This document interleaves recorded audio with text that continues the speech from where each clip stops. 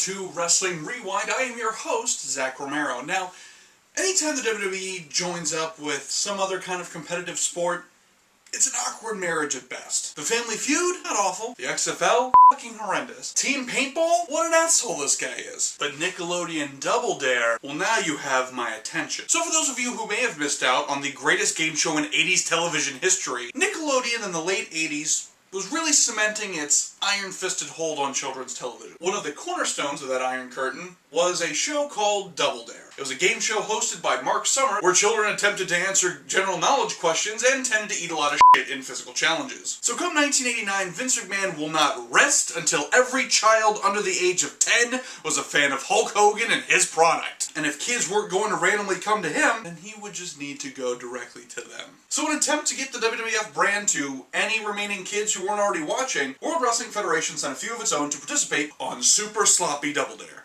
which is not an adult film parody. Do not Google that. The first Super Slop-a-mania starred Gorilla Monsoon and Bobby Heenan, and is fine in its own right. However, for this episode, we're going to be going over the outperforming sequel, Super Slop-a-mania 2, with guest stars Hacksaw Jim Duggan and Mr. Perfect. So the show starts with the first physical challenge to decide who gets to control the board. It starts with some sort of messy Hawaiian ring toss. I don't know. The point is, Mr. Perfect's team wins and he acts like a big old dick about it, which is incredible. So we jump into general questions and the Perfects are running away with it, but don't count Hacksaw Jim Duggan out just yet. Ho! So we get another physical challenge and Perfect wins again. No, now I think twice about it. What chance did Hacksaw Jim Duggan and some little girl have against Mr. Perfect? I mean, the man was perfect at every sport. He threw a touchdown to himself successfully. He was godlike. So through the first half, Mr. Perfect pretty much runs away with it, and the greatest part is how much Kurt Hennig stays in character. I mean, don't get me wrong, in the heat of the physical challenges, both men have adorable looks of childlike wonderment, but after the challenges are over, Mr. Perfect is right back to being the biggest dick in the room. And the only thing better than Mr. Perfect's dickness is Mark Summers, the host, not taking that.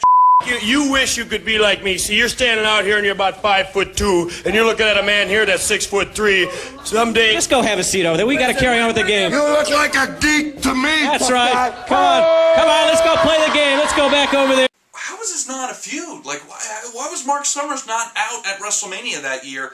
Mr. Perfect up. I mean, that would have been awesome. Okay, what WrestleMania would have been at this time? Alright, so WrestleMania 6, it's a little stacked, but we couldn't kick Donald Trump out for this? Come on! So no surprise, after it's all said and done, Mr. Perfect's team spanks the shit out of Duggan and his crabby kid sidekick. And if you're not familiar with how this magnificent show goes, we now bring the teams to one and go forward on the ultimate test of skill.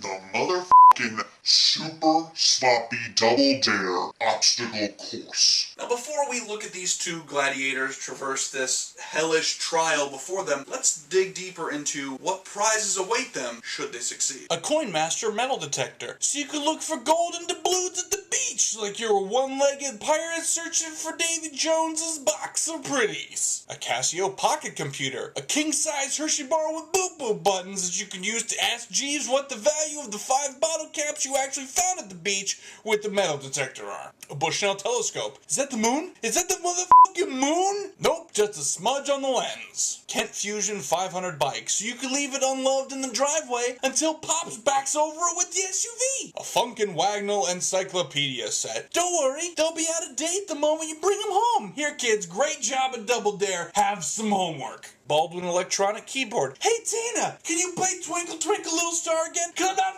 fucking sick of hearing it. Zenith TV. Go outside and play, kids. Mama's gonna watch your stories. And finally, Busch Gardens in Tampa, Florida. The grand prize! A downgrade from Universal Studios where you currently are. Ride the movies? Nah. Watch animals nap in the fucking hot sun all day and then ride shitball roller coasters until you throw up. In my opinion, the thing that dates these episodes most are the prizes. You immediately wake up to the fact that it's 1987 when you see some kid popping for an off-brand Casio keyboard as a prize. So anyway, with that potential treasure laid out, we begin the final contest. 8 ridiculous obstacles in 60 seconds. So they get started with Mr. Perfect probably choking on 15 trillion styrofoam peanuts and hands the first flag to this kid, who is seriously the fucking luckiest kid on the planet Earth. I am so jealous, I can barely contain myself. Who climbs through Conan O'Brien's head for the second flag. Then we come to the moment of awkwardness of this particular episode. As 6-foot-tall Kurt Hennig attempts to cram into a Chuck E. Cheese tube, only to pull the lever for shit to come down, and there's no relay flag. Mark Summers officially decides, f*** it. Come down, just keep going. And then Hacksaw Jim Duggan does the unthinkable.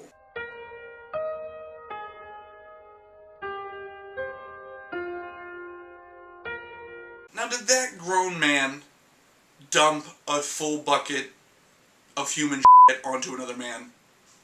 Probably not. There you go. Whoa, he got... Unless that man has made a career out of wrestling as someone who kind of comes across as brain damaged and has yelled, "Oh!"